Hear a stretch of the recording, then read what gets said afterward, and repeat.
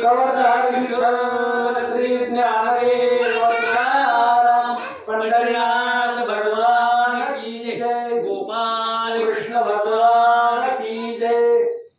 प्रभु श्री रामचंद्र भगवान की जय।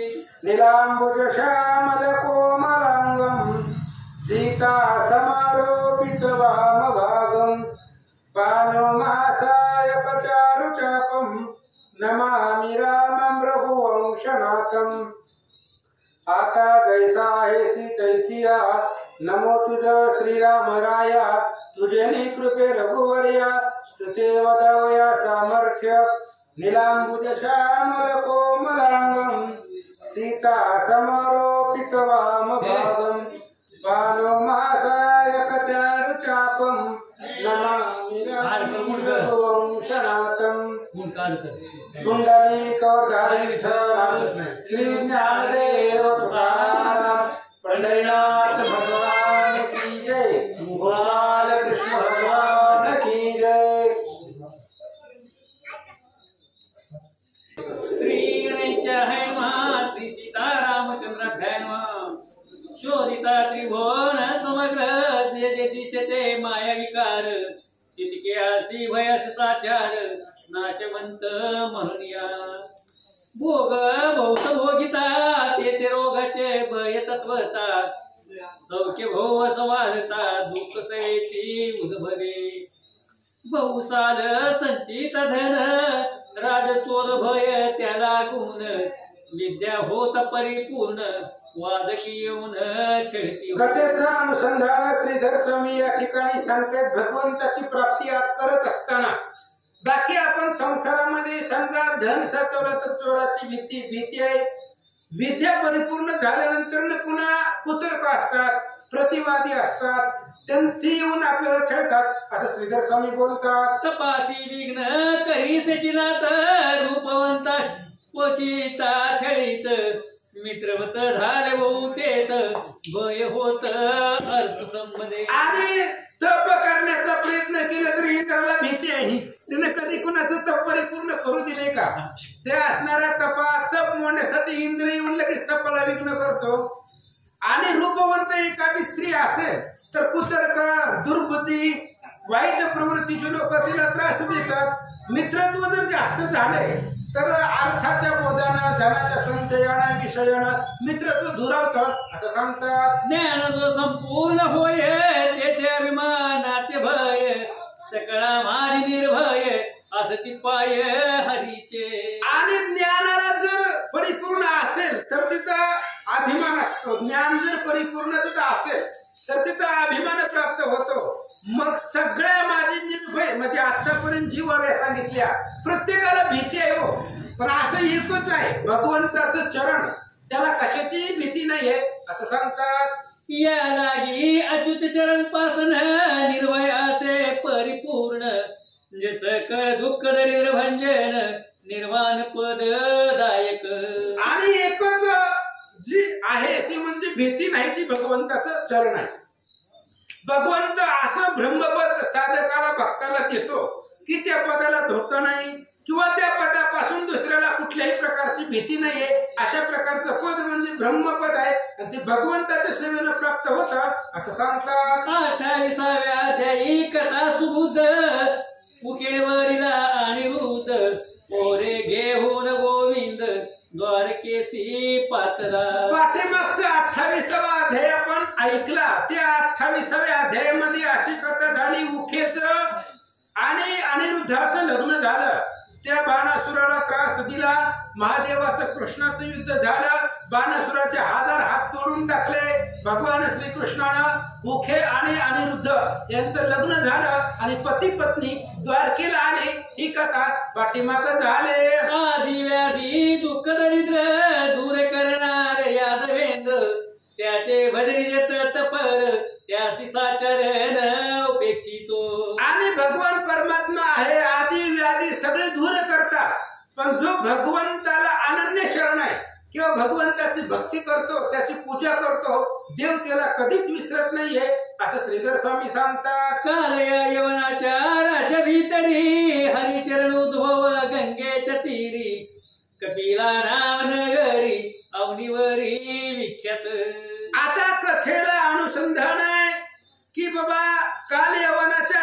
शेजारी भगवान परमात्म्याच्या पायापासून गंगेच्या तीरावरती कपिला नावाची एक नगरी आहे, कपिला नावाचं गाव आहे आणि पृथ्वी तलावरती ते विख्यात आहे असं सांगतात. ते सुरामदेव ब्राह्मण अत्यंत दरिद्री अकिंचन, ज्याच्या घरी मुष्टीभर कण संग्रह नाही सर्वथा.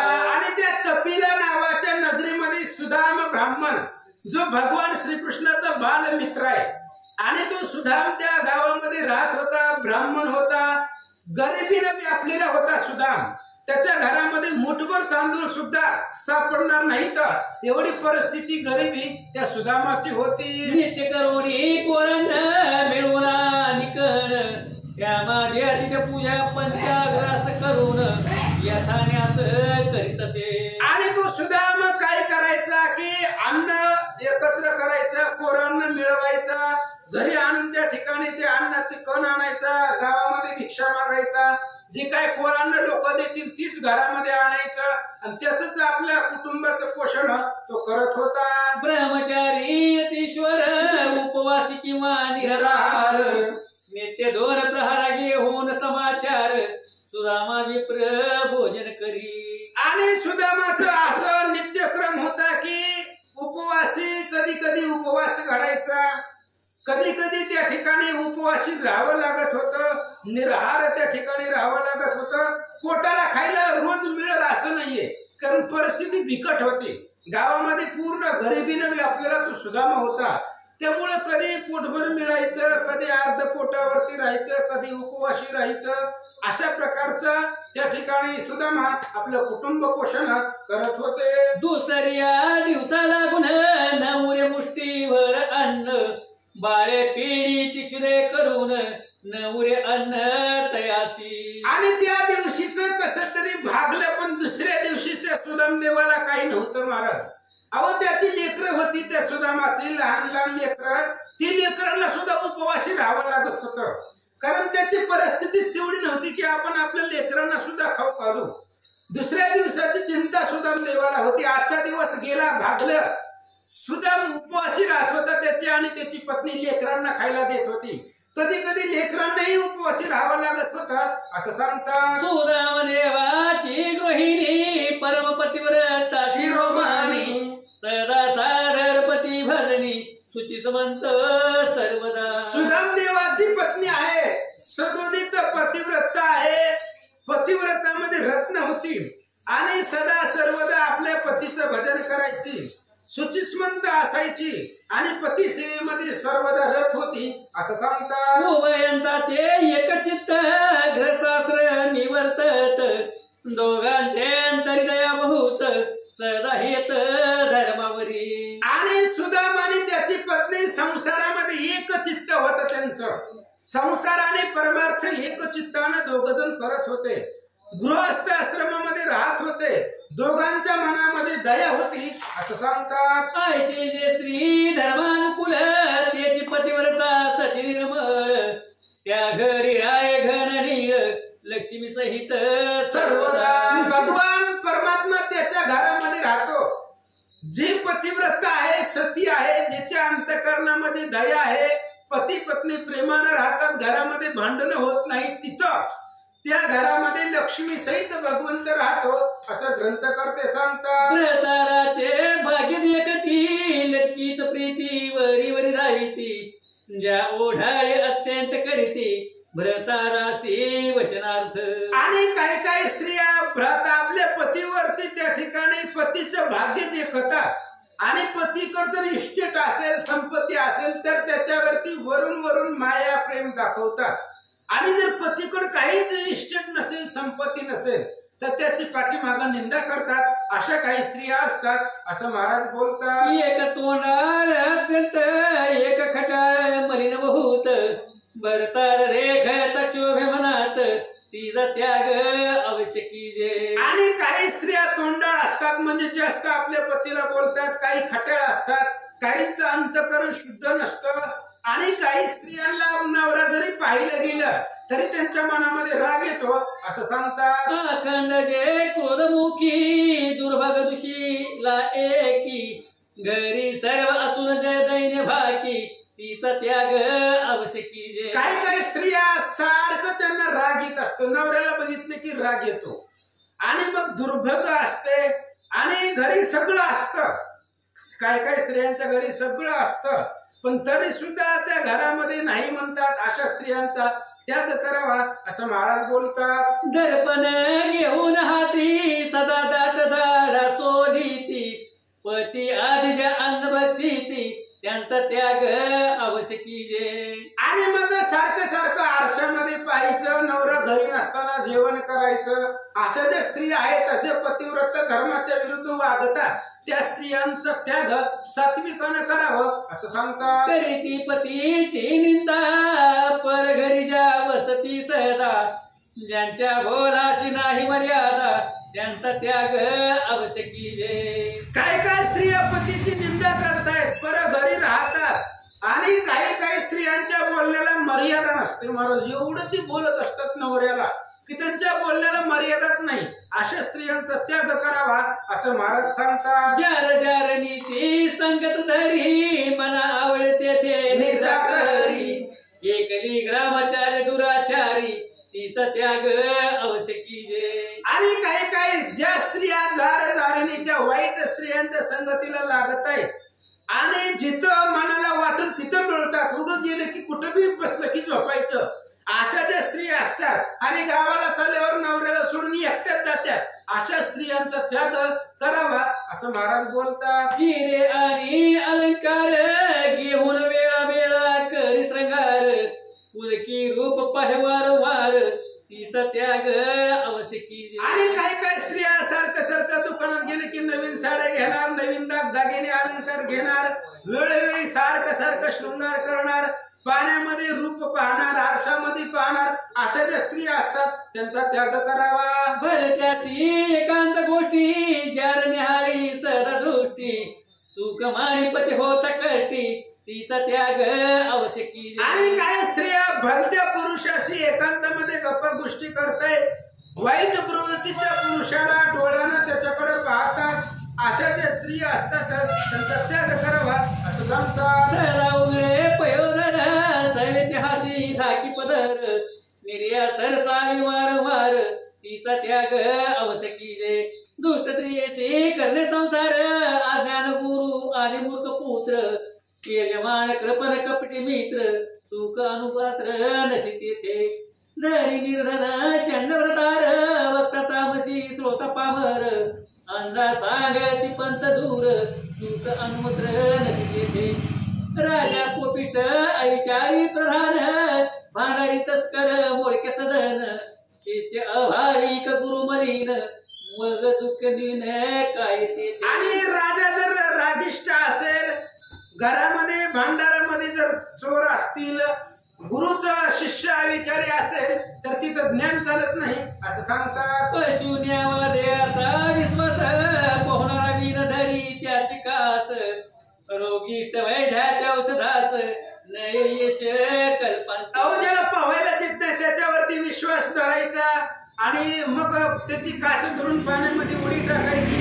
किंवा रोगिष्ट आहे, रोगिष्टच आहे जन्मापासून, त्याला औषधाचा उपयोग होत नाही तसं सांगतात. खोटे नाणे मोडके क्षेत्र, अबध पुस्तक असूचिदार पत्र, पडला परिसमय नाठवे शास्त्र, त्याची यश नये कल्पांती. त्याला यश कधीच येत नाही. नाणं खोटं असतं, वस्त्र मोडकं असतं, अबद्ध पुस्तक असतं, अशुद्धानं वाचन करायचं असतं. हे ज्ञान त्याला यश प्राप्त होत नाही असं सांगतात. असो सुदाम देवाची गृहिणी, परम पवित्र सर्व गुणी, दरिद्री पती निषेधिनी, अज्ञान उल्लंघित. असं श्रीधर स्वामींनी सुदाम देवाची पत्नी तशातली नाही म्हणून एवढी उदाहरणं दिली. ती कशी होती? सुशील, तिचं आचरण शुद्ध, ती पतिव्रता. सुदामाचं आणि त्याच्या पत्नीचं चित्त एक होतं, दोघांच्या मनामध्ये दया होती. अशी स्त्री आणि सुदामदेवाची पत्नी होती, अशी सर्व गुण संपन्न होती. पती दरिद्रेमध्ये जरी असला तरी सुद्धा त्याच्या आज्ञेचं उल्लंघन ती करत नव्हती. अशी ती सत्य पतिव्रता होती असं श्रीधर स्वामी सांगतात. दरिद्रे पिढी सबळ, त्यावरी पडला दुष्काळ, सत्व टाकी ती भाग्यवान सकळ, चोर पुष्कळ सुटरे. आणि त्या सुदामा ब्राह्मण राहत होता, त्याची पत्नी समवेत मुलं बाळासहित संसार करत होता. आणि आधीच सुदामा एवढा गरीब होता, त्यालाही खायला मिळत नव्हतं. कधी कधी लेकरांना उपवाशी झोपावं लागत होतं. आणि अशा परिस्थितीमध्ये दुष्काळ पडला आणि त्यावेळ्या वेळामध्ये गावात चूर शिरले अशी अवस्था झाली. लोक देशोधडी झाले, दुष्काळ राष्ट्र ओस पडिले, सदने टाकून लोक गेले, मार्गन चले कोठेही. आणि त्या गावामध्ये कपिला गावामध्ये दुष्काळ पडला. लोक गाव सोडून देशाला निघून गेले. गावामध्ये कोणी राहायला गेला, दुष्काळ पडलेला होता, त्यात चोरट्यांचा सुळसुळाट होता, अशी अवस्था झाली होती. ओस पडिल्या आळ्या सकाळी भरले आळीस जाते लोक, आपली झोपडी सोडून देख सुदामाही चालीला. आता गावात कोणीच राहिलं नाही. सगळ्या गल्ल्या ऊस पडल्या, आळ्या ऊस पडल्या आणि आपली गल्ली आळी सोडून लोक देशांतराला गाव सोडून पुण्या मुंबईच्या मार्गाने निघाले. सुदामाने सुद्धा विचार केला आणि आपली झोपडी, त्याचा काही बंगला नव्हता, झोपडी होती आणि ती झोपडी त्याने सोडली, आपलं कुटुंब घेतलं आणि सुदाम महाराज निघाले. तव दरिद्रियासी ठावतात होता, कोणीच न देती सर्वता, जेते घर पांग पाहता, बाहेर घाले ती पिटोने. आणि सुदाम गरीब होता. आता बाकीचे लोक जात होती, पण त्यांना लोक गावामध्ये घेत होते, सिटीमध्ये शहरामध्ये त्यांना मान होता. पण सुदामाचं कसं होतं, तो गरीब होता मुळात, त्यामुळे दरिद्री लोकाला लोक जवळ करत नाही दरिद्री असल्यानंतर. आणि सुदामाची गरिबी होती, त्यामुळे कोणीच त्याला ठाव देत नव्हतं. दारात आले की माघारी पाठवायचे असं सांगतात. एकाची अंगणात राहिली स्त्री पुत्र समवेत,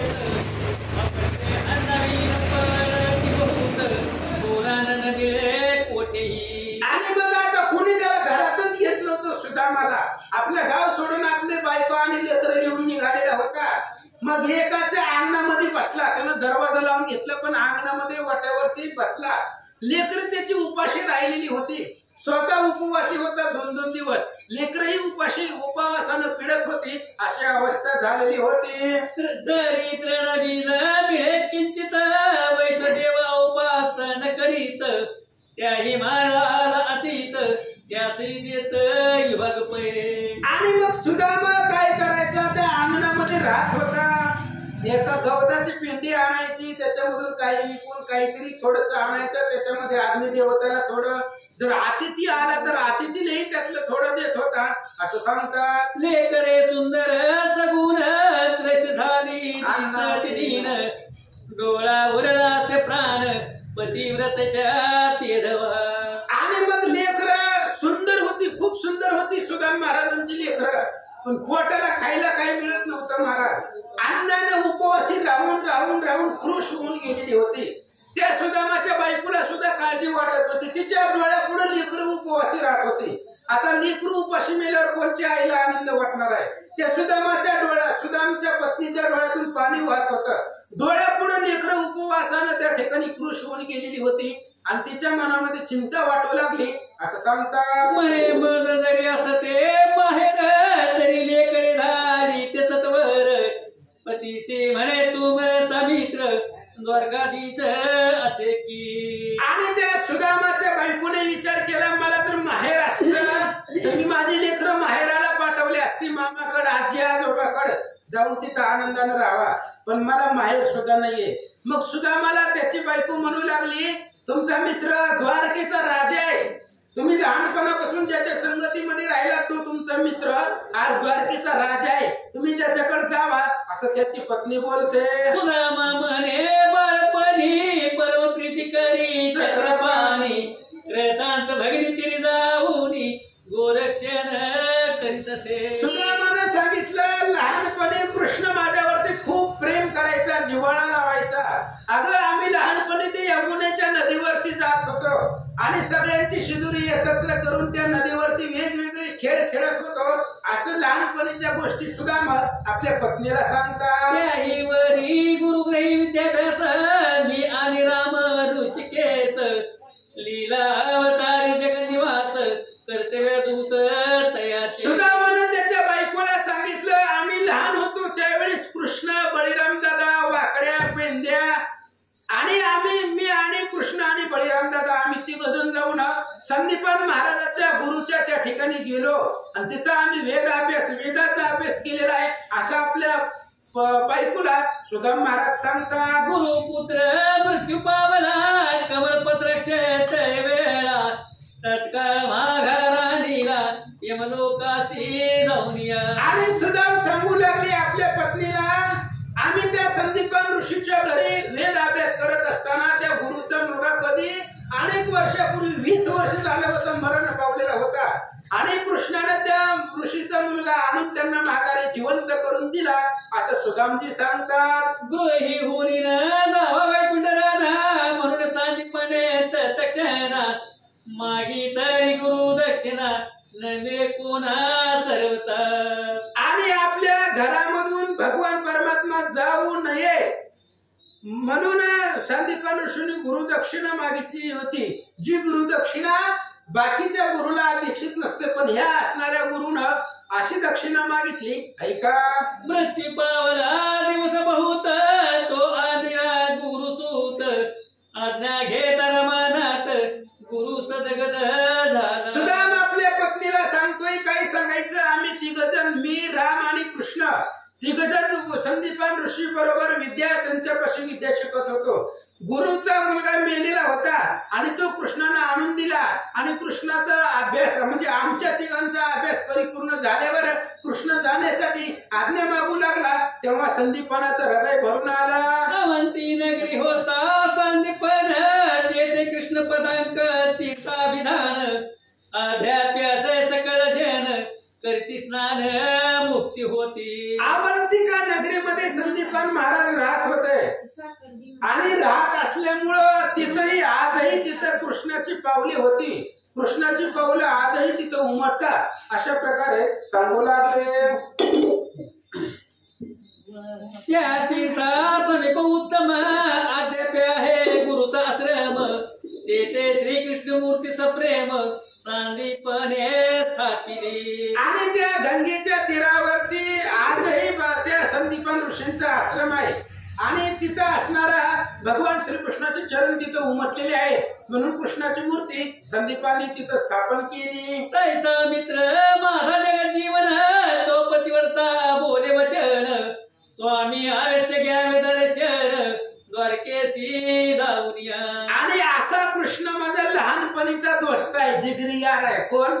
सुदामा आपल्या पत्नीला सांगतोय अशा प्रकारचा माझा कृष्ण लहानपणीचा मित्र आहे आणि लहानपणी कृष्ण माझ्यावरती अफाट जीव लावत होता.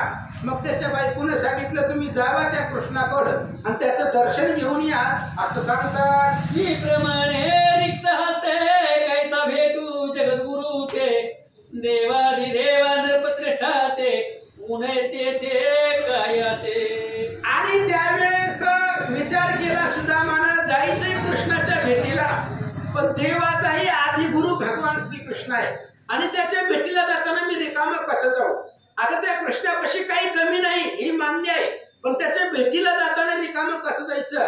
देवाकड गुरुकड आणि राजाकड जाताना कधी रिकाम्या हाताने जायचं नाही. तो तर देवांचाही देव आहे आधी गुरु आहे आणि त्याच्या भेटीला मी रिकाम्या हाताने कसं जाऊ असं सुदामा आपल्या पत्नीला बोलतात. पतिव्रता उठली दक्षिणी शेजारणीचे येथे जाऊनी मुष्टीभर पोहे उसण्यालोनी विप्रहाती देत असे. मग लगेच सुदाम महाराजांची पत्नी उठली शेजारणीकडे गेली आणि शेजारीला सांगितलं मुठभर पोहे आम्हाला उष्ण द्या आम्ही काही दिवसांनी ते तुम्हाला माघारी करतो म्हणून मुठभर पोहे शेजारणीकडून उष्ण आणलं आणि काय करतात. स्वामी हाची शकुन होये उसने मिळाले मुष्टी पोहे ब्राह्मण उठील बधाहे हर्षण माये पोटात.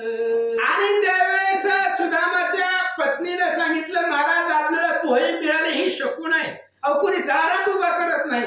आज आपल्याला मुठभर कवयना पोहे मिळाले ह्याच्यामध्येच आनंद आहे आणि एवढी मुठभर पोहे घेऊनच तुम्ही कृष्णाच्या भेटीला जावा असं त्याची बायको बोलते. मुष्टी पोहे बारावयासी वस्त्र धड नाही त्या पासी जीर्ण चिंध्य पारावयासी विप्राचे मानसी लाज वाटे. आता मुठभर पोहे आणलं पण ते बांधायला नवीन कापड नव्हतं आणि ती कापड घ्यायला पैसेही नव्हते.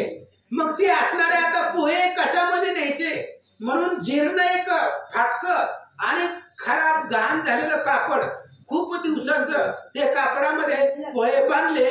काय करतात ठाई ठाई गाठोड्या करून पोहे बांधिले ते चटणी जाता पतिव्रतेच्या नयनी अश्रू आले ते आणि ती पोहे बांधण्यासाठी फडक सुद्धा नव्हतं सुदामाच्या घरी. एकच जुनं फडक होतं मिळालेलं ते सुद्धा फाटलेलं होतं. मग ठिकाणी गाठी बांधून ती फडकं तयार केलं त्याच्यामध्ये ती पोहे टाकले आणि गाठोडं बांधलं आणि ज्यावेळेस सुदाम निघाला त्यावेळेस त्याच्या पत्नीच्या डोळ्यात पाणी वाहू लागलं. स्वामी तुम्हावीन मी केवळ परदेशानात दीन लवकरी आहे परतोन म्हणून चरण धरिले. सुदामाच्या बायकोनं सांगितलं महाराज मला तुमचाच आधार आहे आणि आता तुम्ही जर गेला तर मी तुमच्याशिवाय परदेशही अनाथ आहे. ह्या लेकरांना घेऊन मला इथं राहायचंय. आता तुम्ही कधी माघारी येचाल लवकरात लवकर या असं त्याची पत्नी बोलते. रणवीज उसने मागुनी अपत्य जगविन दिवस दोन्ही आपण हरी दर्शन घेऊनी सत्वरीच परतावे. सुदामाच्या बायकोने सांगितलं महाराज गवताच्या पेंड्या गोळ्या करून ती इकून मी कसं तरी 2 दिवस आपल्या लेकरांचं पोट भरते. 2 दिवस मी लेकरांना सांभाळू शकते पण तुम्ही जास्त दिवस लावू नका. तुम्ही 2 दिवसामध्ये कृष्णाचं दर्शन घ्या आणि माघारी या. असो वेगे निघाला ब्राह्मण स्त्रियेचे समाधान करून तो पुढे झाले उत्तम शकून सैवे जाती वायास. आणि मग शेवटी भगवान श्रीकृष्ण सुदामजी आपल्या पत्नीचा निरोप घेतला आणि निघाले.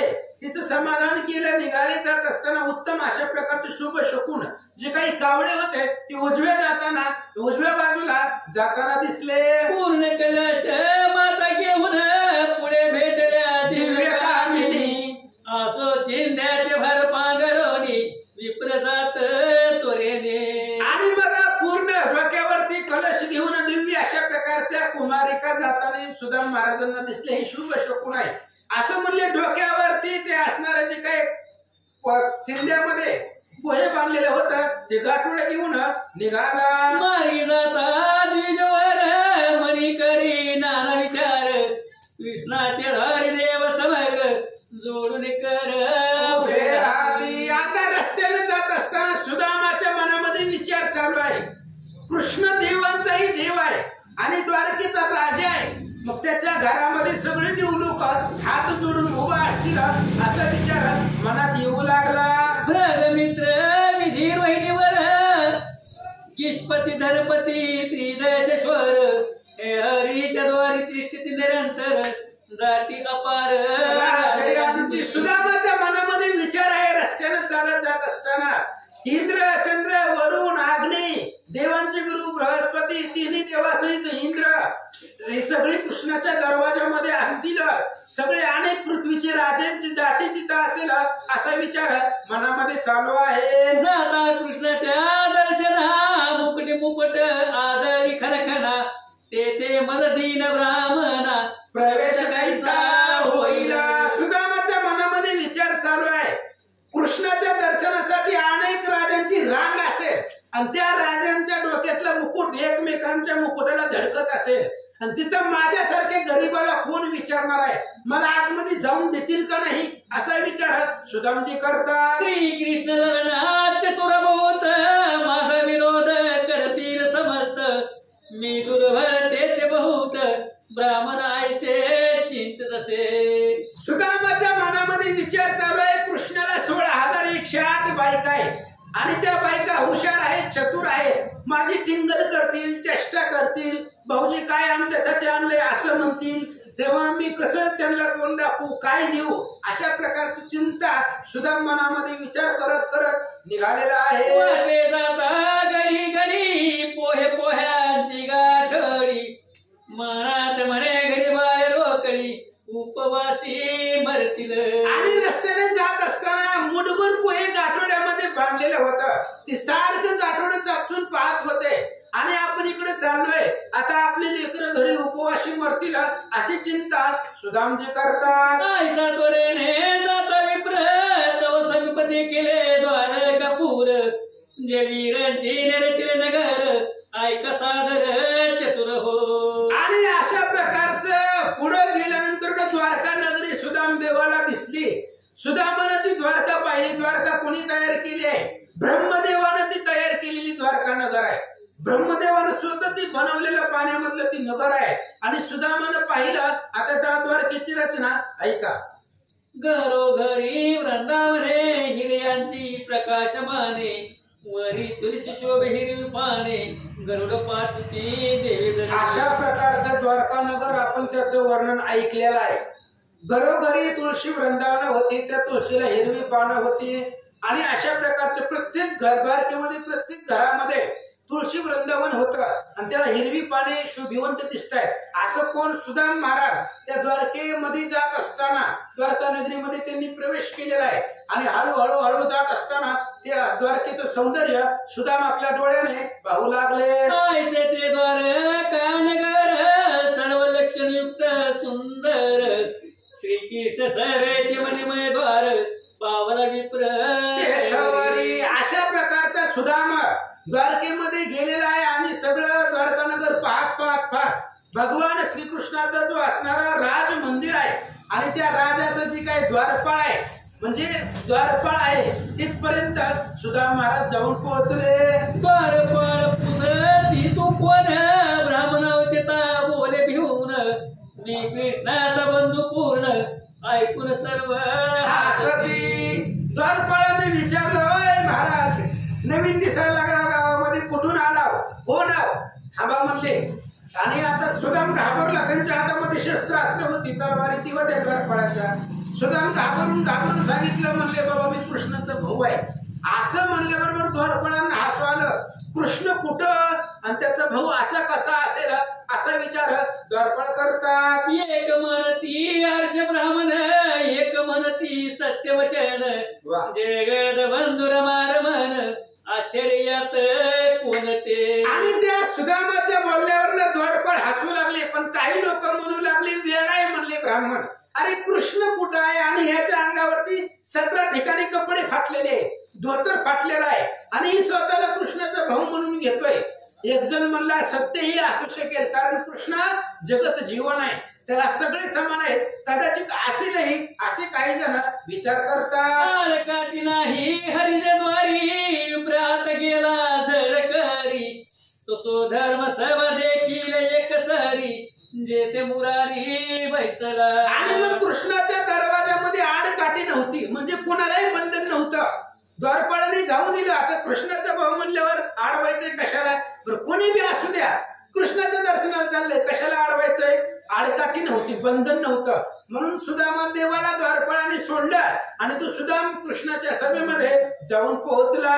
ते शुद्ध पाचूची ज्योती वरी हिरयाचे स्तंभ झळकती माणिकांचे उभाळे शोभती पाहता भुलती शशिचुरी. आणि ते कृष्णाची सभा पाहिलेली आहे. शुद्ध असणाऱ्या पाचूंच्या ज्योती होत्या, हिऱ्यांचे स्तंभ होते, जे काही खांब होते ते हिऱ्यांचे होते आणि त्याच्या तेजानं चंद्र सूर्य झापडले होते. शांत कुंभाची तुळवट करोड पाचूंच्या किलच्या सदट ते सर्वसे वैकुंठ पीठ प्रसन्न मदन बैसला.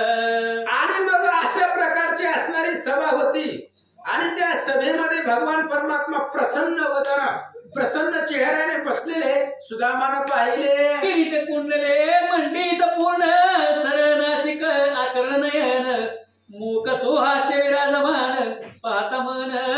भगवान कृष्णाचं स्वरूप आहे, मुकुट आहे, कानामध्ये कुंडल आहेत, सरळ नासिक आहे, आकर्ण नयन आहे, सुहास्य मुख आहे असं वर्णन सांगतात. कौस्तुभ वैजंतीवर माळा चतुर्भुज मेघ सावळा पितांबर धडके जायचे चपळा कटी मेखळा वरी विलसे. कौस्तुभ मणी आहे, गळ्यामध्ये वैजयंती माळा आहे, तर चतुर्भुज भगवान परमात्मा आहे, पितांबर पिवळा झळकू लागलेला आहे, विजेसारखं त्याचं तेज आहे असं सांगतात. चरणी वाकी तोडर जे तिथी जळ दर्पहरण समरधीर सनक सनंदन सनत कुमार भक्त शोभा भक्त सभा शोभित जो शरणामध्ये वाक्य आहे, तोडर आहे आणि त्याच्या आवाजाने तिची जे काही मुलं राक्षस आहेत त्यांचं असणारं गर्वहरण दर्पहरण होतं. ती वाकी ते काम करते आणि मग असणारे सनक आहे, सनत आहे, सनत कुमार आहे, अशा प्रकारचे भक्त पुढे उभे आहे. नारद तुंबरादी प्रमुख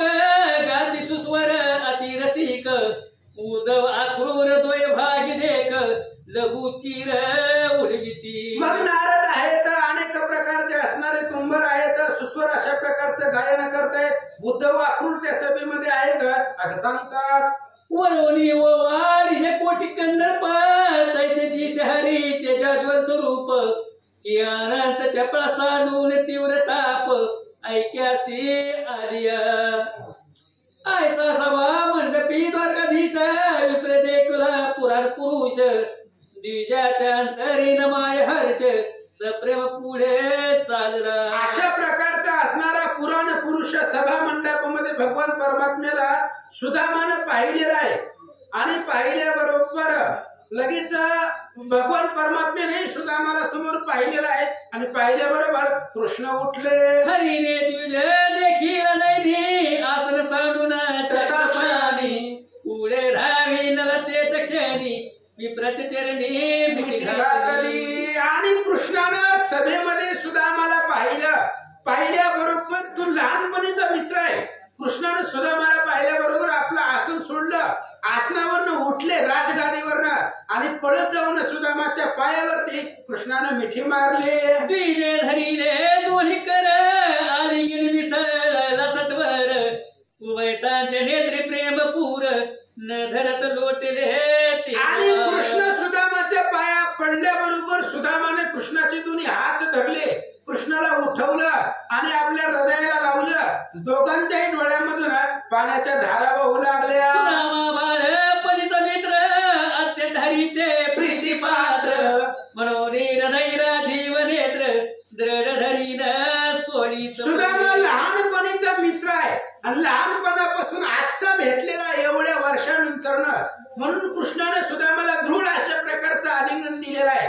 त्या सुदामाला सोडावं, आपल्या हृदयापासून वेगळं करावं असं कृष्णाला वाटतच नव्हतं असं सांगतात. ऐसे आलिंगन दोघा जणी दिलेले परीन पुरे धनी मग हरीने विप्राती धरोनी आपल्या आसनी बैसविला. अशा प्रकारचं आलिंगन दृढ दिलं तरी सुद्धा घट्ट मिठी सोडूच वाटत नव्हती कृष्णाला. मग सुदामाचा हात कृष्णानं धरला आणि आपल्या राजगादीवरती नेऊन आपल्या जागेवरती आपल्या स्वतःच्या आसनावरती सुदामाला बसवलं. विप्राचे चरण प्रक्षालन करी रुक्मिणी मनमोहन मने वाटेने चालत चरण बहुत तुमचे भागले. स्वतःच्या राजगादीवरती सुदामाला बसवलेला आहे.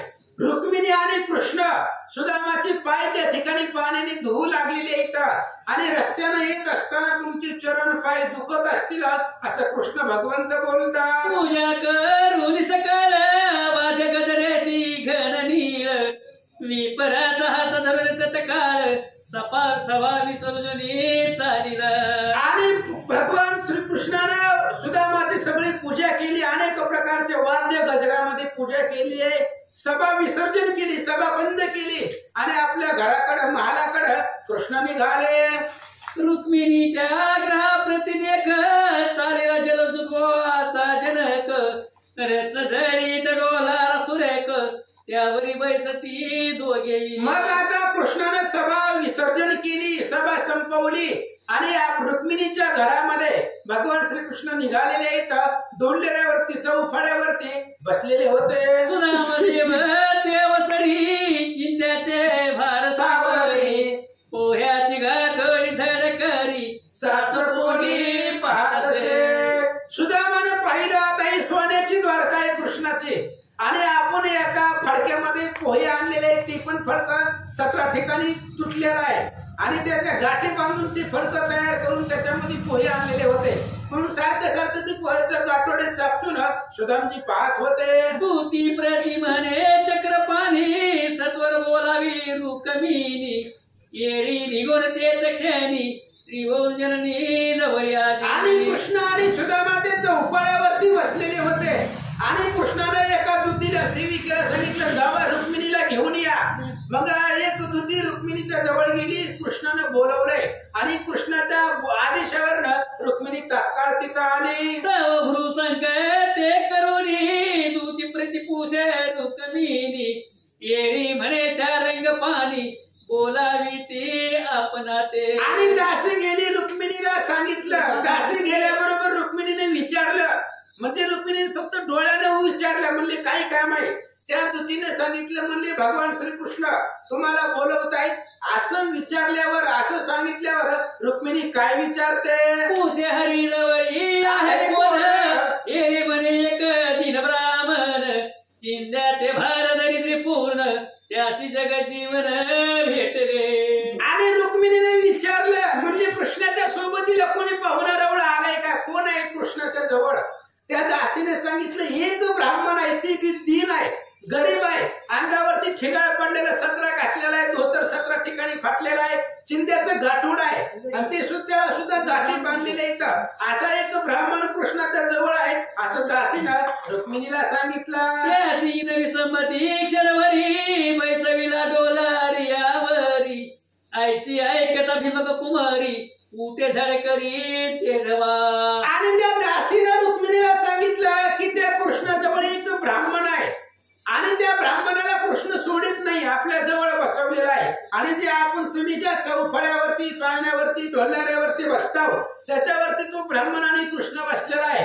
असं रुक्मिणीनं ऐकल्याबरोबर उठून निघाले. युद्धरता जैसी झळकत तैसी अचल भूमीवर उडत हंस गती चमकत हरी जवळी पातली. वीज चमकावे तशा प्रकारे रुक्मिणीच्या असणाऱ्या अंगावरची वस्त्रांचा उजेड पडत होता आणि क्षणप्रभेमध्ये रुक्मिणी लगेचच आपल्या घरामधून कृष्णाच्या समोर आली. हरिपदी करुणी नमन सवित वंदी लातो ब्राह्मण येरू देता चिरवचन अनंत कल्याण तुझला घेऊ. आणि रुक्मिणी आल्या आल्या कृष्णाच्या पाया पडली आणि कृष्णाच्या शेजारी सुदाम महाराज होते. सुदामाच्याही पाया पडली. सुदामाच्या पाया पडल्याबरोबर सुदाम देवानं आशीर्वाद दिला. स्वास्थ्य असो तुझ लागी, कल्याण असो सर्वांगी, सर्वदा विजयी जगी, तनु सर्वांगी सदृढा, माझ्या मनीचा भाव पूर्ण, की असावे तुमचे कल्याण, प्रपंच परमार्थी जाण, सुख संपूर्ण मिळावे. अशा प्रकारचा आशीर्वाद सुदाम देवाने दिला. श्रीरंग म्हणे रुक्मिणीसी जैसा बळीभद्र बंधू आम्हासी तैसाच गुरु बंधू निश्चयसी सुदाम देव जाणीजे. आणि कृष्णानं रुक्मिणीला सांगितलं, म्हणले हे जे महाराज आहेत ते माझा बालपणीचा मित्र आहे. मित्रच नव्हे, जसा माझा सक्का भाऊ बळीराम दादा आहे तसाच हा माझा गुरु बंधू आहे. म्हणजे आम्ही एकाच गुरुकडे विद्या शिकलेले आहोत, म्हणून हा गुरुबंधू माझा बळीरामापेक्षा सुद्धा श्रेष्ठ आहे असं रुक्मिणीला कृष्ण सांगतात. येरी म्हणे जैसा गोरक्षक तैसेच दिसते याचे मुख आपला बंधू हो निशंक बाळपणीचा वाटत असे. रुक्मिणीने हास्य केलं. रुक्मिणीने सांगितलं, म्हणले ती सांगायची गरज नाही, दिसतंय जसं तुमचं मुख लहानपणी गाई राखताना होतं तसंच त्याचंही दिसतंय, त्यामुळे तुमचा लहानपणीपासूनचा मित्र आहे असं दिसायला आहे असं रुक्मिणी बोलते. आजपर्यंत हे रत्न होते कोठे ठेविले झाकून हरी म्हणे करी पूजन आपुल्या हस्ते करून. रुक्मिणीने विचारलं, म्हणले भाऊ तुमचं मग आजपर्यंत कुठेही रत्न झाकून ठेवलं होतं. कृष्णाने सांगितलं, हे बघ गप्पा मारत सुदामाची पूजा कर. म्हणते हे ब्राह्मण माझा मित्र आहे आणि याच्या तुझ्या हाताने याची पूजा कर असं कृष्ण सांगतात. येरी म्हणे द्वारपाणी येता पूजा केली असे असे आले जगन्नाथा मने विनोद सर्वथा नक्की. कृष्णाने सांगितलं सुदामाची पूजा कर. रुक्मिणीने सांगितलं द्वारपाळाने येता येता पूजा केली असेल त्याची. कृष्णाला हसू आलं. कृष्णाने सांगितलं विनोद करण्याचा टाइम नाही, विनोद करू नको, तू या सुदामाची पूजा कर असं कृष्ण बोलतात. रुक्मिणीने उदकानी विप्रपद धुतले तेच क्षणी मने गुरे राखीली बाळपणी हिंडतावनी उलल्या टाचा. मग लगेच रुक्मिणीने ताटामध्ये पाणी आणलं आणि सुदामाचे पाय रुक्मिणी धुवू लागले. जगाची जगदंबा जगत जननी आहे आणि ती सुदामाचे पाय स्वतःच्या हाताने धुवू लागली.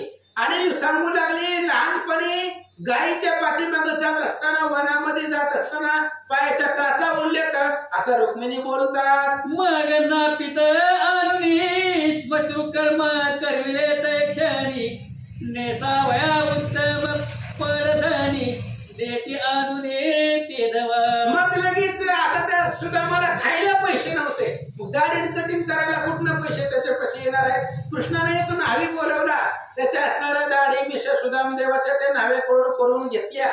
सुदामाला शुद्ध अशा प्रकारचं स्नान भगवंताने घातलेलं होतं. त्याच्या चिन्हा गोळा करून ग्रंथी बांधी जगजीवन रुक्मिणीचे मने मनमोहन बहुत जतन करून ठेवा. आणि सुदामाला घालण्यासाठी नवीन कपडे कृष्णानं दिली. आणि जी काही पहिली कपडे अंगावरची फाटी कपडे सुदाम घालून आलेले होते, ती कपडे एका फडक्यामध्ये बांधून ठेवले, रुक्मिणीच्या हातामध्ये दिले. रुक्मिणीला सांगितले, ही सुदाम महाराजांची कपडे व्यवस्थित सांभाळून कपाटामध्ये ठेव. महाराजांना झाली सत्वर जिजाशी दिले वस्त्रालंकार यादव भोजेला बोलले समग्र श्रीकर धरे ते दवा. मग सगळे असणारे आंघोळ वगैरे झाल्यानंतर दिव्य अशा प्रकारची वस्त्रे अलंकार घालण्यासाठी सुदामाला कृष्णाने दिले. मग आता जेवायला बसवण्यासाठी सगळे असणारे यादव बोलवले. 16 सहस्र गोपीनारी बोलविल्या ते अवसरी ब्राह्मणाचे आता घरोघरी श्रुत झाले ते दवा. मग 16,000 कृष्णाच्या पत्नी होत्या. सगळ्यांना कृष्णाने बोलवलं आणि एक ब्राह्मण आलेला आहे आणि तो कृष्णाचा भाऊ आहे. ही सगळी बातमी जी काही वार्ता आहे ती अख्ख्या द्वारकेमध्ये पसरली. आश्चर्य करी ती गोपिका थोर नाही वैकुंठ नाही का दीन जनाचा पाठी राका ब्रीद हरीचे. कृष्णाच्या बायका विचार करताय, कृष्णापाशी थोर लहान काहीच नाहीये, कारण आता एवढा गरीब आलेला ब्राह्मण आहे, त्याला सुद्धा माणसं एखाद्याने ओळख सुद्धा दिली नसती महाराज. पण कृष्णाने त्याला आतमध्ये घेतलं, आपल्या राजगादीवरती बसवलं. रुक्मिणीने त्याचे पाय धुतले, त्याला आंघोळ घातली, शुद्ध अशा प्रकारचे कपडे घालण्यासाठी दिली. म्हणजे भगवान परमात्म्यापासून लहान मोठं कोणीच नाही, सर्वावरती समान प्रेम करणारा तो भगवंत आहे असं स्त्रिया बोलतात. रुक्मिणीच्या सरना आल्या 16 सहस्रना नमस्कारी रामना एक मर्गना हसती. आणि मग सगळ्या असणाऱ्या पत्नी आल्या, भगवान श्रीकृष्णाच्या घरामध्ये आल्याबरोबर सुदाम देवाला नमस्कार केला आणि बसल्या. आशीर्वाद देता भागला विप्र गोपीची दाटी झाली थोर मरती भाऊजी सत्वर कंचुक्या आना. मग लगेच आता 16,108 बायका आलेल्या होत्या. ती सुदाम देव आशीर्वाद देत देत देत बिचार दमून गेलं. आता काय एक बायको होती का? 16,108 बायका होत्या. आशीर्वाद देत देत दमून गेलं. मग बायकांनी सांगितलं, म्हणजे आमच्यासाठी साडी चोळी काय आणली असेल तर द्या, असं त्या स्त्रिया बोलतात. एक म्हणती आशीर्वाद पाही आणि फुकाचा दिला नाही, येथे कंचुक्या कैसा काही पुरवितील ते. एका स्त्रीने विचारलं, म्हणले भाऊजी आमच्यासाठी काही साडी चोळी आम्हाला भेट म्हणून आणली का? दुसऱ्या स्त्रीने सांगितली, फुकटचा आशीर्वाद ह्यानं दिला नाही. आशीर्वादाला काय पैसे लागतात का? नुसतं तोंडाने म्हणायचं तुझं कल्याण असू दे, एवढा आशीर्वाद त्यानं दिला नाही, फुकटचा. मग साडी चोळी आपल्यासाठी कुठून देणार आहे, अशा काही स्त्रिया बोलतात. 56 कोटी यादवा सहित भोजन बैसला रमानाथ तिथे ख्यात रुक्मिणी वाढीत जैसी तळपत 56 कोटी यादवा सहित भगवान श्रीकृष्ण जेवायला बसले सुदाम देवाला घेऊन.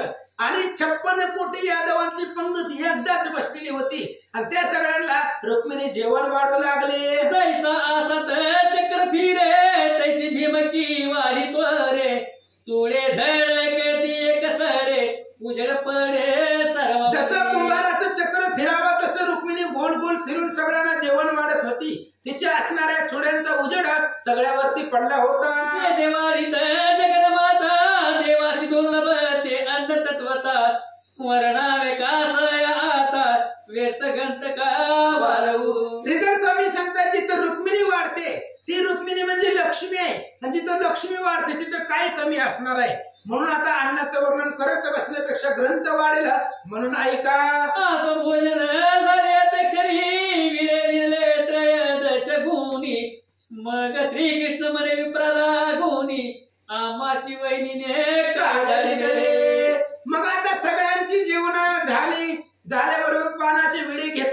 आणि 16,108 बायका कृष्णाच्या कडेनं बसल्या.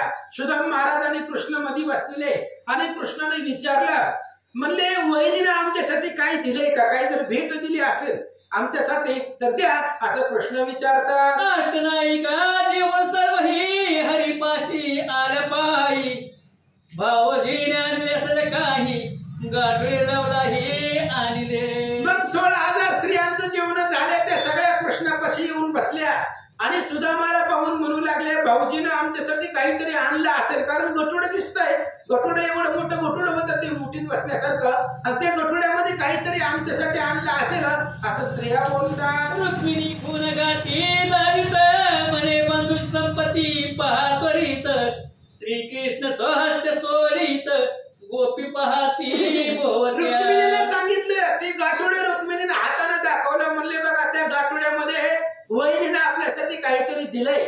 म्हणून कृष्णाने ती गाठोडं घेतलं आणि स्वतःच्या हातानं त्या गाठोडीची गाठ कृष्ण सोडू लागले. मग गाठोडिया सोडून सगळी पोहे घेत जगनायक, एक ग्रास मुखी घेत देख, तव हस्त धरी रुक्मिणी. मग कृष्णाने ती पोहेचं गाठोडं सोडलं आणि त्या पोहेचं गाठोडं सोडून पोहे हातावरती घेतले कृष्णानं आणि एक घास त्या पोहेचा खाल्ला.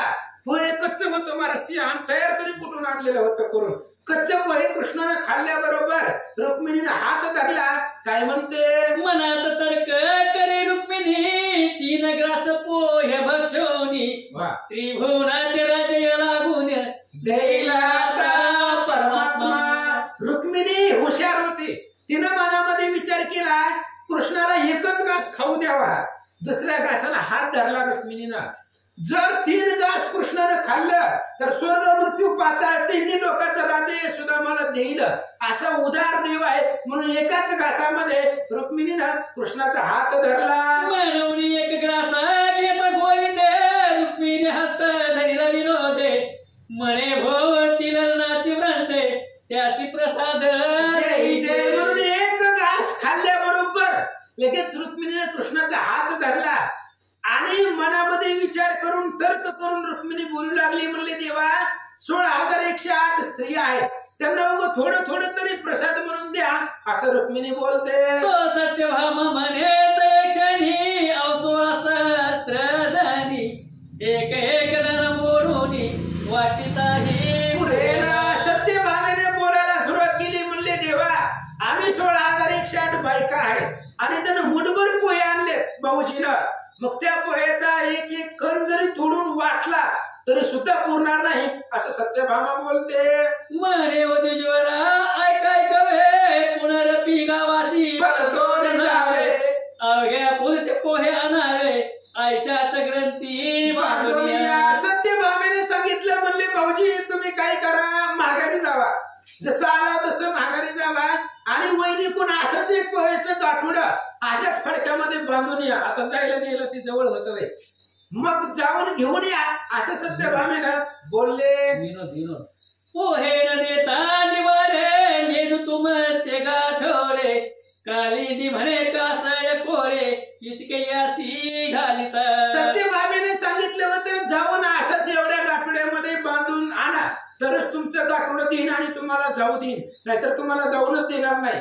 कालिंदीनं बोलायला सुरुवात केली, म्हणले आता एवढा त्रास या असणाऱ्या महाराजाला कशाला देत आहो, काय म्हणते, इतकेच करा सुराम देवा, कंचुक्याचा विचार पहावा, आम्ही आडिया गौरावा, नाहीतर गावा जाऊन दे. आणि कालिंदीनं सांगितलं, म्हणले भाऊजी आमच्यासाठी साडी आणि चोळी आम्हाला द्या, तरच तुम्हाला या द्वारकेमधून जाऊ देणार, नाहीतर तुम्हाला तुमच्या गावाला जाऊन देणार नाही, असं कालिंदी बोलू लागली. तो जांबवंती म्हणे क्षणी, या चिंध्याच्या तारा वेगळ्या करून घ्यावा टोने अवघ्या जणी, काही म्हणी रुसू नका. जांबवंती हुशार होती महाराज, जांबवंतीनं बोलायला सुरुवात केली, ही जी काही फडकं आणलेलं आहे भाऊजीनं, त्या फडकं फाडा आणि त्याचा एक एक एक एक धागा साड्या साडी आणि चोळी समजून वाटून घ्या, असं जांबवंती बोलते. तो लक्ष्मणा म्हणे विप्रते, कुंकुमच द्यावे आंबाते,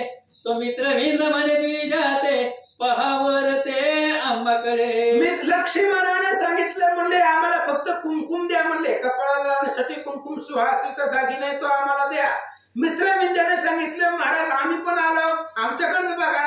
असं स्त्रिया बोलतात. आजीचा दिवस क्षमा केली जाण उदयिक पहा चोळ्याची विचारण याज्ञेची म्हणे ओ ब्राह्मण गाठोडे ठेवा मजपाशी. मित्रविंद्याने सांगितलं म्हणले महाराज आजचे दिवस तुम्ही पहिला दिवस आहे म्हणून जाऊ देते पण उद्या आम्हाला साडी आणि चोळी तुम्हाला द्यावीच लागेल.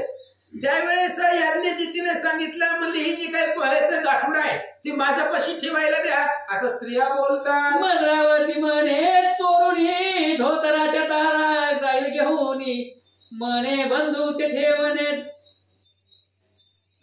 मद्रावती म्हणे चोरुणी धोतराच्या तारा जाईल घेऊन म्हणे भाऊजे गाठोड्या शिकून गाठ देऊन माझ्यात स्वाधीन करावे. मद्रावतीने सांगितलं धोत्राच्या सगळ्या तारा धोतर काढून तारा घेऊन जाईन त्याच्यामधल्या. म्हणून ही जी काही पोह्याचं गाठोडा आणलेला आहे तुम्ही ती गाठोडा माझ्या घरी ठेवण्यासाठी द्या. असं मित्रविंद्या बोलू लागले. रेवती म्हणे यादवेंद्रा या गाठोड्यावरी करावी खून मुद्रा बंधूचे ठेवणे जतन करा ऐकता श्रीधर हास्या. रेवती बळीराम दादाची पत्नी तिने बोलायला सुरुवात केली. म्हणले भगवंता कृष्णाची या असणाऱ्या सुदामाने जी गाठोडा आणले त्या गाठोड्यावरती काहीतरी खून करा आणि भावाची संपत्ती आहे तुमच्या सुदामाची ही व्यवस्थित जतन करून ठेवा.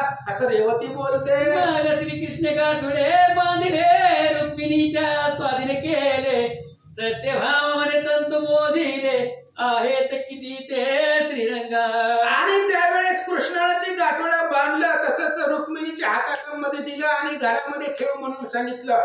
सत्यभामेने विचार केला ते असणाऱ्या गाठोड्याला किती दोरे होते मी मोजलेले होते. लज्जित खाली पाहे विप्र कोणाशी देली प्रत्युत्तर सत्यभामेशी म्हणे दामोदर किती विनोद करायला गेले. मग आता एवढ्याला उत्तर कसं देणार. सुदामाने खाली मान घातली साडी चोळ्या मागायला लागले. तिथं संध्याकाळची खायची पंचायत आहे आणि यांना साडी चोळी कुठनं द्यायची हे काय काय कृष्णाला बायको 16,108 साडी चोळ्या कुठनं आणून द्यायच्या. सुदामाने खाली मान घातली. कृष्णाने सत्यभामेला आवडलं ती लय बोलत होती. कृष्णाने सांगितलं म्हणले भास्कर आता किती विनोद करतात असं भगवंत बोलतात. हा बळीराम परीस अधिक सुराम बंधू माझा देख सर्वे वैसला जगनायक सुदाम्यासी घेऊन या. मग कृष्णाने आपल्या सगळ्या पत्नींना सांगितलं बळीरामापेक्षा सुद्धा आवडणारा आणि अधिक हे माझा भाऊ आहे असं म्हणून सभेमध्ये सुदामदेव जाऊन बसले. वस्त्रे करून केशरी मृगमदाचे ठसे द्यावरी नेसल्या 16 सहस्र नारी वास अंबरीन समाये. मग केशरी असणारा रंग वस्त्र नेसलेलं आहे तर त्याच्यावरती मृग हरणाच्या मधाचे ठसे होते. अशा प्रकारचे असणाऱ्या 16,000 स्त्रियांनी त्या ठिकाणी वस्त्र साडी परिधान केलेली होती. सवेशी आली कळा पात्रे श्रीची लीला वर्णिती विचित्रे त्या गौरवीर राजीव नेत्रे वस्त्रभूषण देऊन. आणि अशा प्रकारचे 16,000 पत्नी त्याही गौरव भगवान श्रीकृष्णाने केलेला आहे.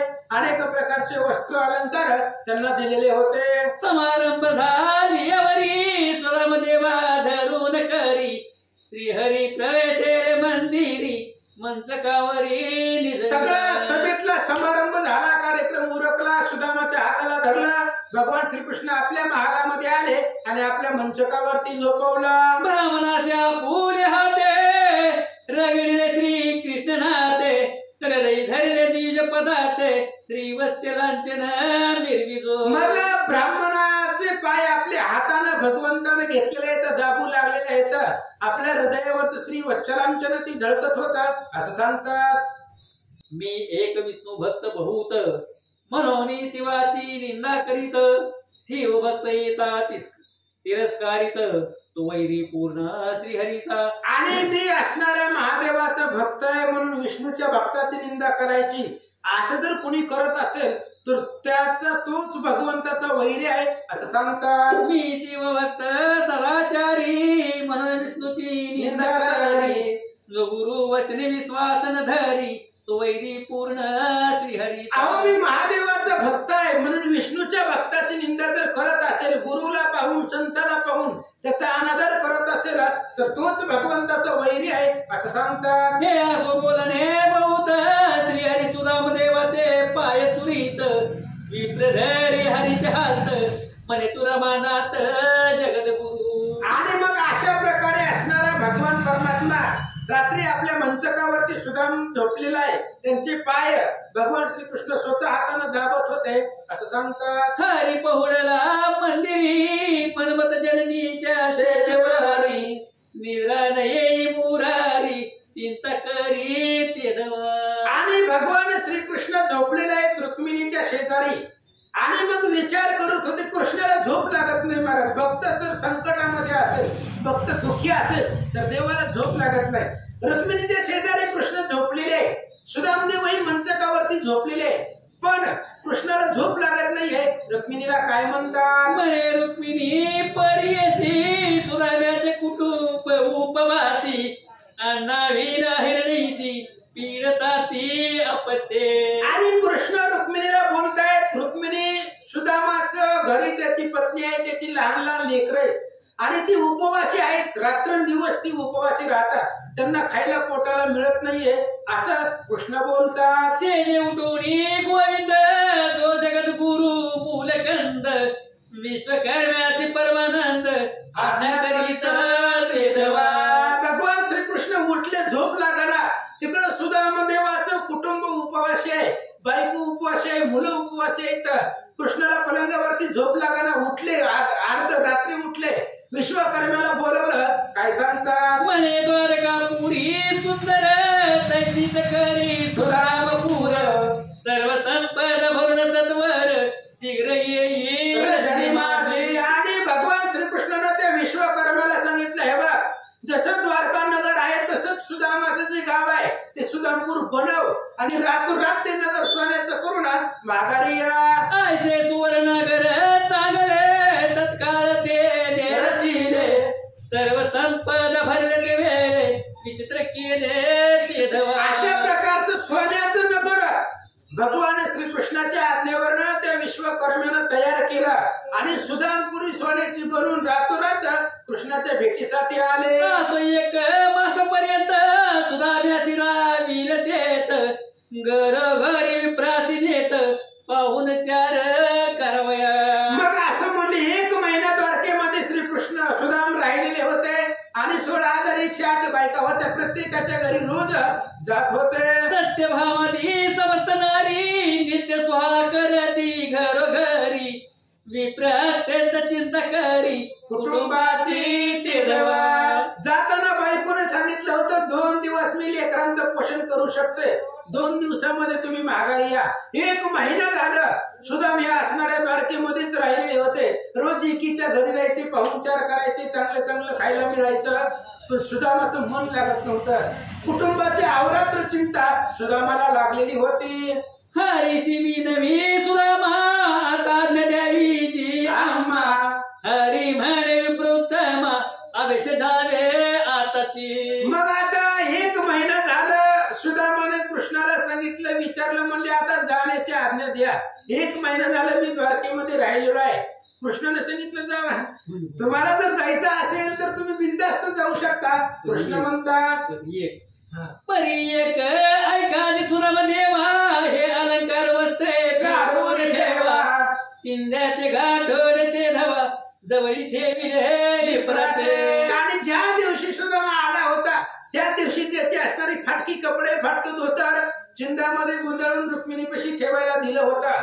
कृष्णाने सांगितलं गावाकडे जायचं म्हणताय जावा, पण हे काय आमचे दागदागिने, अलंकार, चांगली कपडे, नवीन इस्त्रीची घातली ती काढून ठेवा. आणि पहिले ज्या कपड्यावर ते आलेले होते ती कपड्याचं गाठोडं कृष्णाने पुढे ठेवलं, ही घाला आणि गावाकडे जा. ब्राह्मणे चिंध्या घेऊन वस्त्रालंकार ठेविले तेच क्षणी परमशील पावल म्हणी मने कर्माची करणी. विचार केला सुदामाने, म्हणले आपलं कर्मच वाईट आहे तर आपण काय करणार आहे. म्हणून जी काही दागदागिने सुदामाला वाटलं एवढे तरी आपल्याला मिळेल म्हणून दागदागिने, इस्त्रीची कपडे सगळे सुदामाने काढून ठेवले आणि जी काही पहिलं आपलं फाटकी धोतर, फाटकं वस्त्र होतं ते परिधान केलं आणि निघाला. आमासी भोगणे पूर्ण दरिद्र त्यास काय करील या शिवा शिवांगी जडल भणीवर परिसमर आहार चुकेना. विचार केला सुदामदेवानं आपल्याला दरिद्रीच भोगायची, तिथे कृष्ण तरी काय करणार आहे? आपल्या प्रार्थनामध्ये गरिबीच लिहिली आहे, तिथं देव तरी काय करणार आहे? आता महादेवाच्या अंगावरती साप आहे तरी सुद्धा पण ते असणारा जे काही वाऱ्याचा हार आहे ते चुकत नाही असं सांगतात. की शिव मस्तकी मृगांक परिण जाय त्याचा कलंक, माझे अदृष्ट पाठ मोर देख कमला नायक काय करी. अहो महादेवाच्या कपाळावरती डोक्यावरती चंद्र आहे तरी सुद्धा चंद्राचा कलंक जात नाही. मी मुळात माझ्या नशिबामध्येच गरिबी आहे, दरिद्र आहे, तिथे कृष्ण काय करील असा विचार सुदामजी करतात. घेऊन चिंध्याचे भर दडदडाचा विप्र बोळा विताला यदुवीर नगराबाहेर बंदुशी. आपलं जी काय पहिलं जी काही तुकडे होती फाटकी ती सगळी घातली सुदामानं आणि नगराच्या बाहेर कृष्ण भगवान परमात्मा पोळवीत आले. विप्र सदगड होऊन मने जिरावे आता शारंग पाणी, मग श्रीकृष्ण मूर्ती विलोकोनी अश्रू नयनी आणले. मग विप्र सदगदित झाला. आता 1 महिना द्वारकेमध्ये राहिले होतो. कृष्णाला सांगितलं आता तुम्ही इथपर्यंतच थांबा म्हणून जात असताना सुदामाच्या डोळ्यात पाणी येऊ लागलं. आज्ञा घेऊन त्वरित वेग विप्र असे जात, मने झाला असेल कुटुंब घात एक मास लोटला. आता जात असताना सुदामाच्या मनामध्ये विचार आहे, बायकोनं फक्त 2 दिवस सांगितलं होतं, आपण 1 महिना झाला इथं राहिला, आपलं बायका लेकर सगळं अण्णाशी वाचून मेले असतील असा विचार सुदामजी करतात. नगराजवळी आला त्वरित तो द्वारकावती समी आले वाटत, दिव्य दामोदर लखलखत कळस झळकत.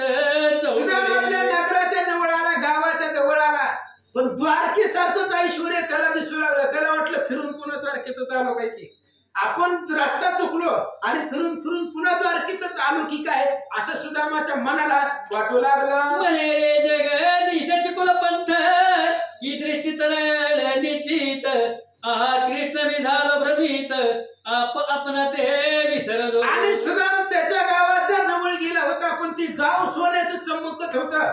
त्याला वाटलं आपण पुन्हा द्वारकेला चाललोय, रस्ता चुकलो की काय, का दृष्टीला आपल्या भ्रम झाला की काय असं सुदामजी विचार करतात. वेळावला पा हे ब्राह्मण की मी द्वारकेसी आजपर्यंत, तव लोक येती गावातून त्यासी विप्र पुसत असे. आणि सुदामाला वेळ लागल्यासारखं झालं, मी पुन्हा द्वारकेमध्ये आलो की काय असं वाटू लागलं.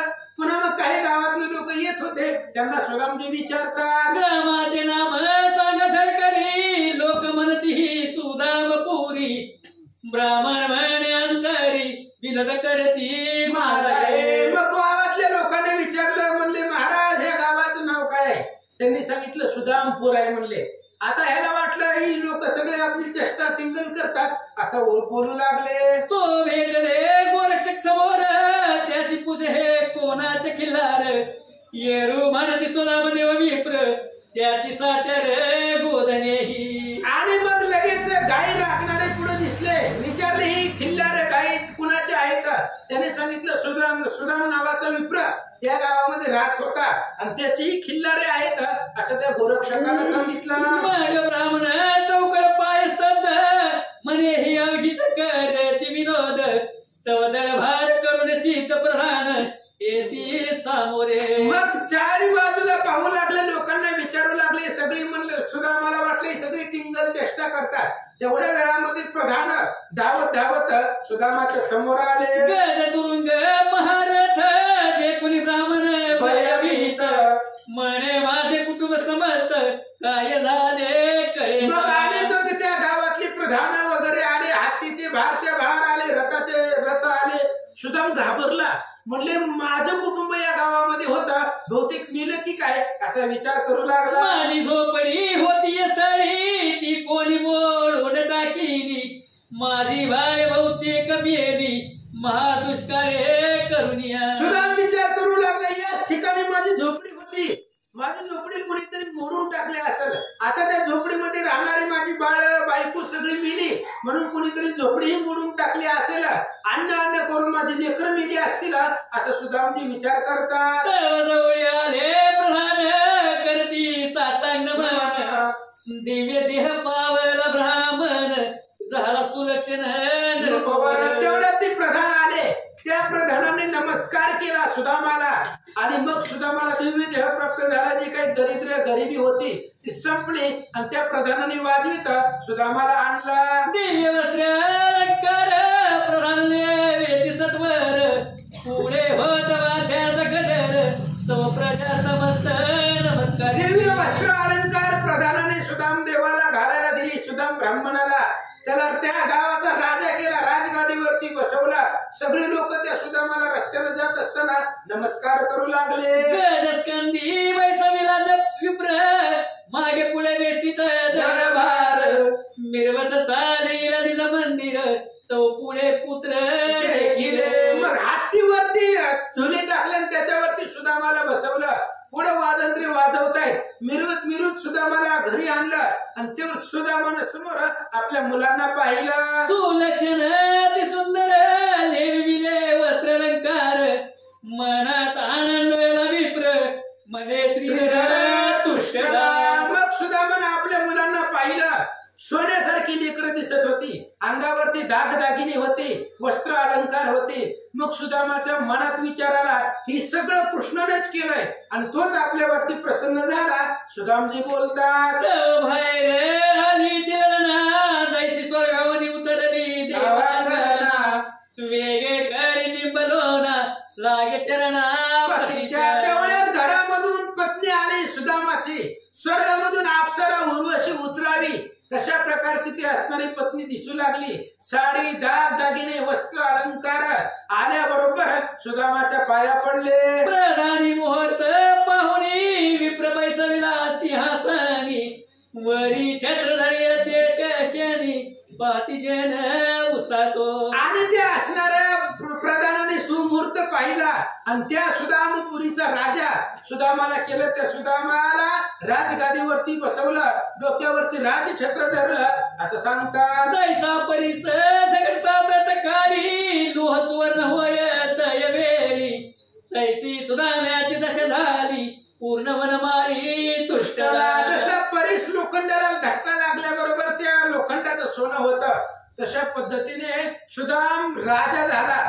बघा ज्या सुदामाला खायची चिंता होती अंगावरती कपडे नव्हते पण कृष्णाच्या भेटीला गेला आणि गावाचा राजा झाला. असंख्य प्रधान सेनापती ही कशाची कृपा आहे पूर्ण वनमाळी तुष्टला. भगवंताची कृपा झाल्यावर असं होतं बेकार दिनाचा सुद्धा राजा होऊ शकतो असं सांगतात. ऐका नवर केलं गोपाळे मुष्टीभर पोय बसले इंद्रपद तुल्य राज दिले सुदामयासी प्रीतीने. भगवंताने नवल केलं. काय खाल्लं हो सुदामाचं? फक्त मुठभर पोहे आणि त्याच्यामधला फक्त एक घास कृष्णानं खाल्ला होता. मुठभर पोह्यामधला एक घास खाऊन आखी सोन्याची नगरी कृष्णानं दिलेली आहे. सुदामा ब्राह्मण दरिद्री पिढीला नाही विसरला पांडुरंगा म्हणून सोन्याचं गाव दिले. एवढ्या दरिद्र्यानं मी आपल्याला होता पण कृष्णाला कधी विसरला नाहीये.